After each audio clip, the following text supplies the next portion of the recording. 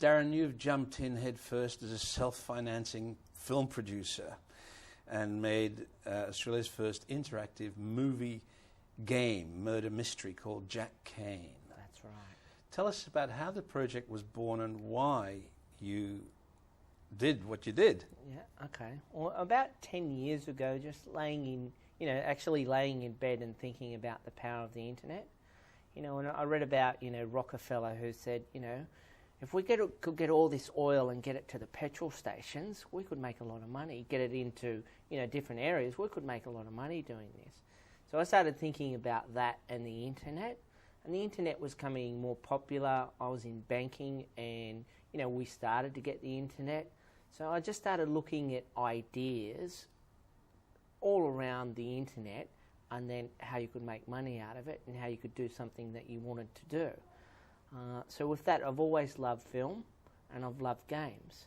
So initially, I'd wake up in the middle of the night and I'd have my notepad down and I'd just write down notes.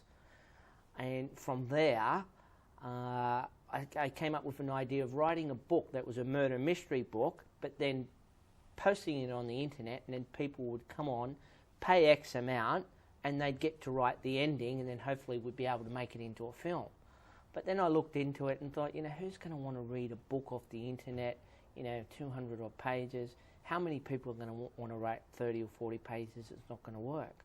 So I kept going with that sort of idea, and then I got to a script. And I said, okay, well, a script's smaller. Why don't I start off as a script and do it that way? So then I had a mate in the bank that was, an internet guru, and then we just started running ideas off each other to say, well, how would we do it?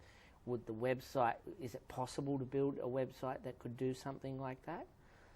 And then from there, we got to, well, we've got to make a film. The only way we're going to do this is to make it attractive, is to make a film, put it into a DVD, and then combine a game across the internet and do it that way. So it was a combination of things, and probably I've been working on it for 10 years. The first 2 to 3 years were just writing notes, how we could do it, different variations, the internet, doing statistics on the internet.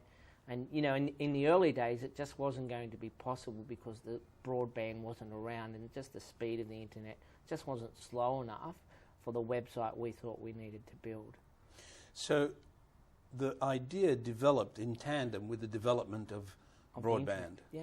But it's not limited to broadband. No.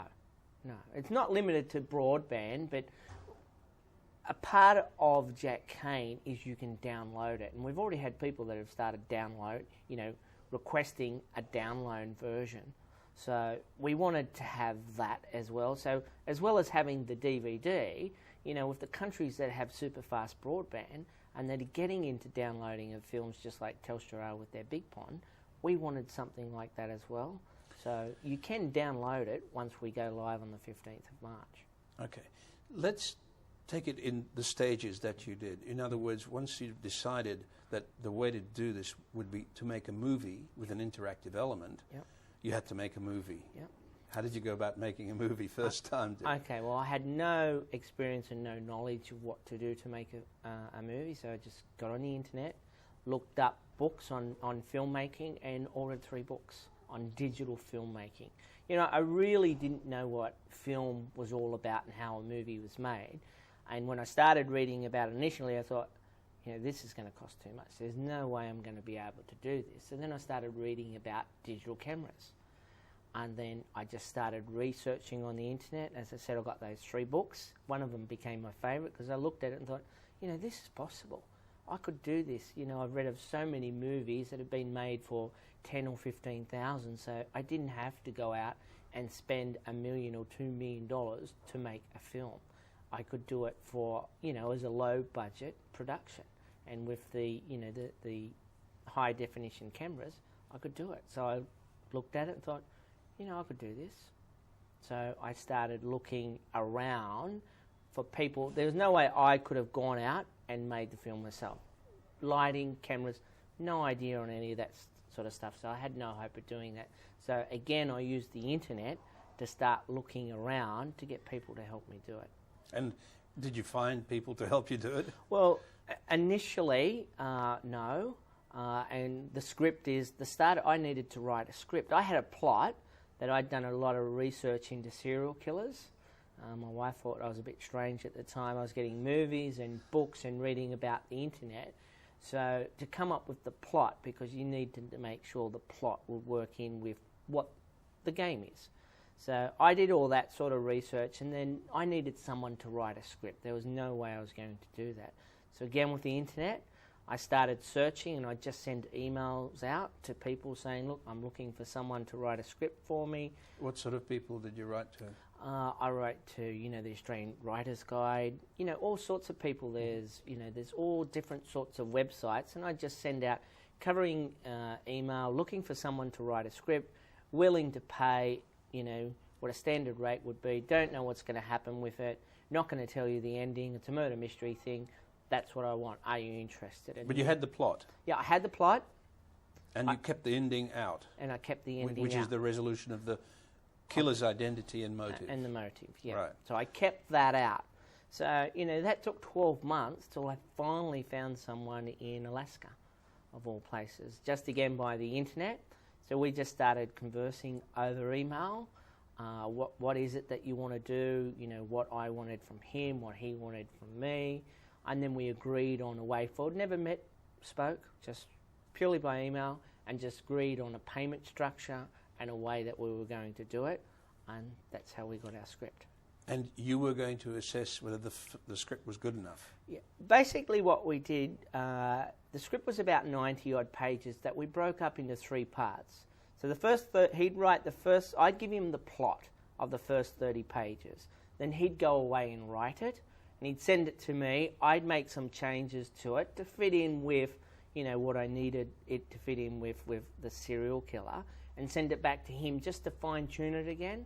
Then he'd send it back to me, and then I'd do things that he wouldn't know about, right? Then I'd send him the next 30 pages. And we did that until we got to the last 90 pages. But the whole way through the process, he didn't know who the killer was.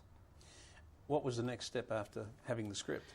After getting the script, it was about building the website. And, about 3 years ago, we built a website to run off a game based on the script. And it was a very simple idea. You downloaded a script and you worked out from reading that script who the killer and the motive was. And we had some other questions, and that was it. We sort of released it about 3 years ago in July 2004, but we made a whole lot of mistakes with it. No PR, no advertising. A lot of things were promised that never actually came through. So after about 2 weeks, we just stopped it. And then, speaking to lawyers, and that's when I got into looking at, this is a good idea, we just haven't got it right. So that's when I started reading about making the film. So that started in, virtually in mid-July 2004. And we started virtually in August making the film. How did you do that? Well, one of the guys that had contacted us through that version of the script, a fellow named Tim Hill up in Brisbane, I sent out emails to the people and said, what did you think of it? How could we have improved it? Did you like it? What did we do wrong? What did we get right?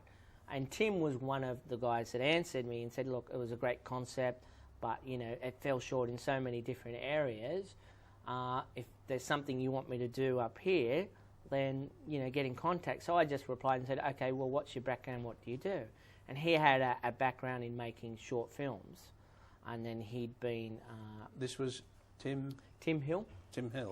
He's from SA Films, the production company, effectively, in the end.